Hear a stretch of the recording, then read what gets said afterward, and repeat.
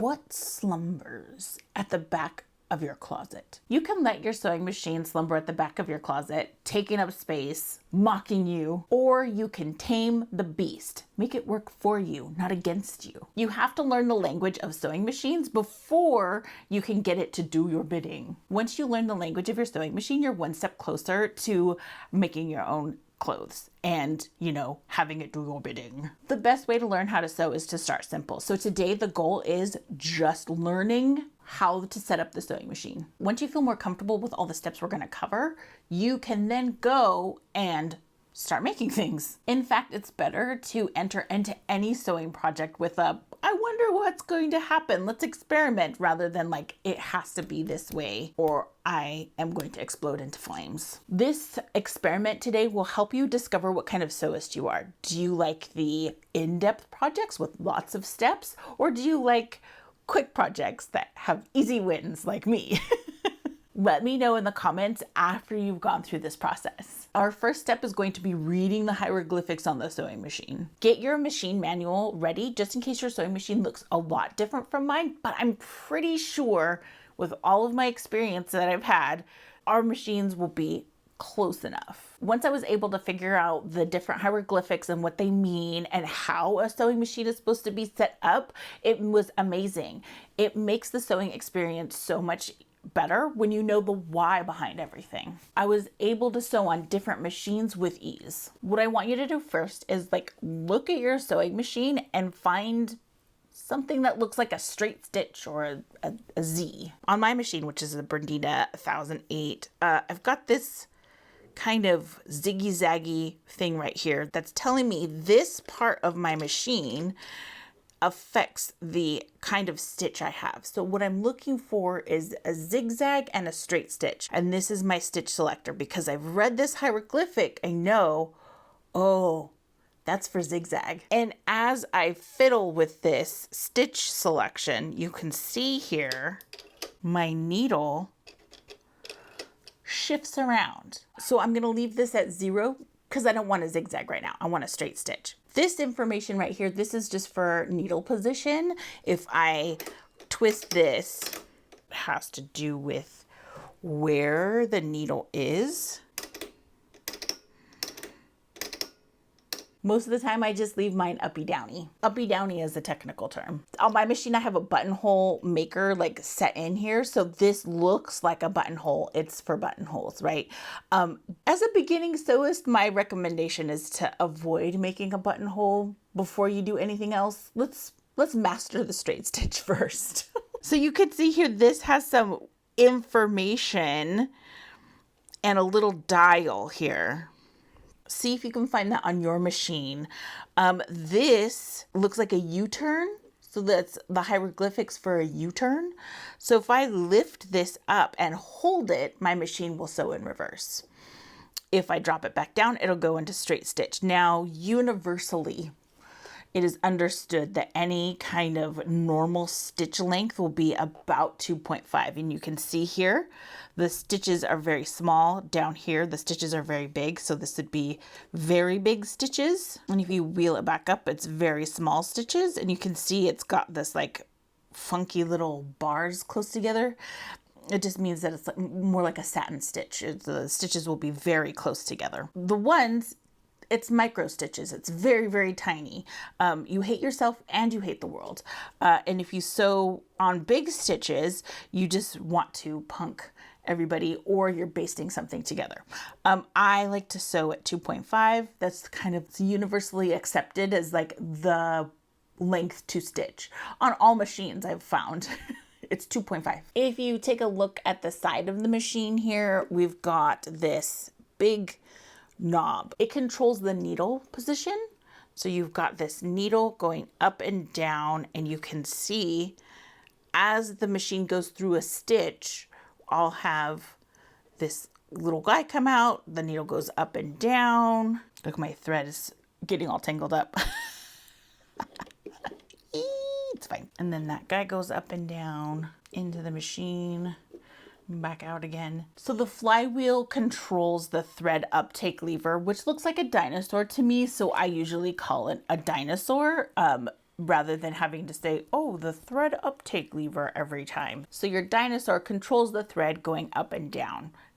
Every machine needs to be threaded exactly right or you will not sew.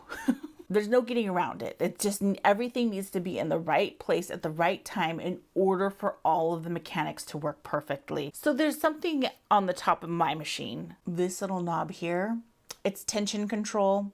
Your machine might have it labeled. It might be in a slightly different place. Don't mess with it. It should be in the middle of the whatever numbers there are. Mine has like a little guide saying where it should be. It's very personal. So each machine likes it to be in a slightly different place near normal. My particular machine likes it to be a little bit tighter. So I have it on like, instead of it being on 5 exactly, I have it on like 4.5. That's just what I have found for my machine to work the best. Use your sewing machine manual to set it and then don't think about it again until you have at least 29 hours of sewing experience. 29 hours. So let's talk about the actual mechanics of sewing. What you see down here are these little grabby doos, and this is the presser foot. The grabby doos actually have a real term. They're called feed dogs. What happens as I turn this flywheel here, the feed dogs go into the machine, come forward, and then come back up. Now, this particular example that I'm showing you is not mechanically correct in order to sew. So here's my presser foot. I'd have the presser foot down, and then the foot and the feed dogs work in tandem to squeeze and pull the fabric forward a wee bit. We can't actually see the feed dogs when I do this until I lift the presser foot up. Now we can see them. We've gone through this process of how to read the different hieroglyphics all over my machine. Now, what do you do to actually thread your machine and get it to work and sew? Let's talk about that, because you, again, have to thread it perfectly in order for the world not to explode. Just kidding. In order for the machine to sew well. What we're going to take a look at is the top of the machine here. I've got this nice post to put my threads on. I've got my thread going down. My first order of business is to connect it here to get it through this thread guide. My next order of business is to put it through this little tension disc. Get it through that tension disc. My particular tension disc wants it on the left. When you look at this part of your sewing machine, you want your thread to make an N shape. So what I mean by that is I'm taking my thread down. I should probably use a darker color. I'll put black on so you can actually see where the thread is going. You want to make an N shape. So what that means is I've got my thread here. I'm going to hook it down here. I'm going to hook it onto my dinosaur here. So you can see my thread is making an N. If you skip this part and you don't actually go through the dinosaur and you just make an L shape to go through the needle, that, my friends, is an L for lament. Again, this is hitting tension guides and holding the thread in place so the machine can sew with ease. Once you look at your machine and you see that this N shape is good to go, then you can move on to the next step. So I've got this little arm here. That arm just holds the thread better as a guide. So I've got it back behind that arm. And then I'm going to take the thread and I'm going to put it through the eye of the needle. Now, if this is shockingly small, you may need to get glasses. So I've put my thread through the eye of the needle. There's self-threaders. Does she have? She doesn't even have one. New Bess doesn't have an automatic threader. I like to... Oh, look at, I got some fuzz. Ooh. So I like to hold on to my thread as it goes through the needle. Otherwise it will wrap or just cause various shenanigans. So I like to control how my thread goes through the eye of the needle and to make sure it doesn't wrap. If it wraps, again, it's not in the ideal location. Your machine won't sew as well. Now we're going to the belly of the beast here. When I open up this secret compartment, what happens is you can see the guts of the machine. This is the bobbin case. Your machine may look different. It might not even have a bobbin case. I know Singer's don't, but mine does. And I'm gonna lift up this little lever arm here. Oh, and I'm gonna drop the bobbin right onto the ground. So it's important to think about not getting your thread tangled up everywhere. That's ideal. It's important to think about how the thread goes through the bobbin case as well as how it goes through the top of the machine. What you want to think about is your thread needs to make a C shape. What does that even mean? So the way my thread is going around this bobbin is kind of a C shape. It's not like perfect. Use your imagination, right? So this is a C shape. So my thread is going over the top and coming off the bottom here. It's creating a C shape. Here's the top of the C. There's the bottom of the C. What I'm going to do is I'm going to hold this bobbin case with this tab on top. This tab, it's just a loose piece of metal that hangs out there. Again, it's a tension guide to keep the thread going at the correct pace through the machine. I'm going to drop this bobbin down in here, making sure my thread's coming off the bottom. I'm aiming towards this little cut in the metal, and I'm pulling underneath of this guide. Now my bobbin is set. Now that I have my bobbin in my bobbin case correctly, I can now stick it into the machine on this post. So what I'm aiming for, not getting my thread stuck inside the machine, right? So I'm aiming for, put the thread over my hand so my thread is not going to get stuck in the machinery. And oh, it was loose. It was good that it was loose. I'm clicking it in, making sure it's set in there. If your bobbin is loose, if you have a machine that has a bobbin case and your bobbin case is loose, you will have no fun. You will have tragedy when you sew. So this is lament and tragedy. So you want to make sure your bobbin case is clicked in there really nicely. If you have a machine that is from the future and automatically threads itself, hooray.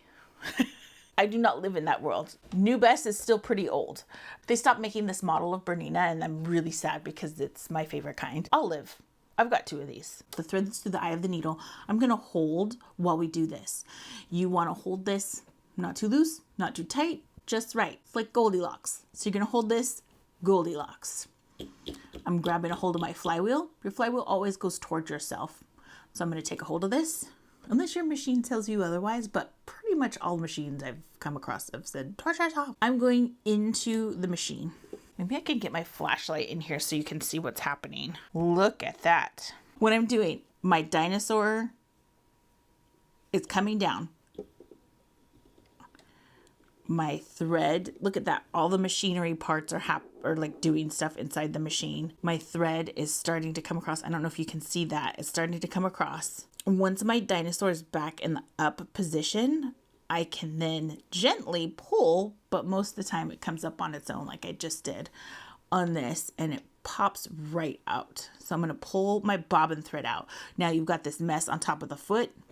My foot has like a nice little slash. I'm going to put through all my thread through the foot. So the top thread's through the foot, the bottom thread's just under the foot, and then I'm going to put that behind. Practice that a few times. Get comfortable with doing that on your sewing machine, because that is the first and scariest step to get you sewing. If you wanted to get wild, and I know you do, draw some lines on a piece of fabric and then sew those lines. Let's put it all together. I've got my machine set up how I want it. I'm going to do a straight stitch first. I'm going to do normal stitch length. I'm going to drop my presser foot. I'm going to push the go pedal if I can even reach it at this point. I can. I'm going to take a few stitches. I'm going to lift this, do some back stitching.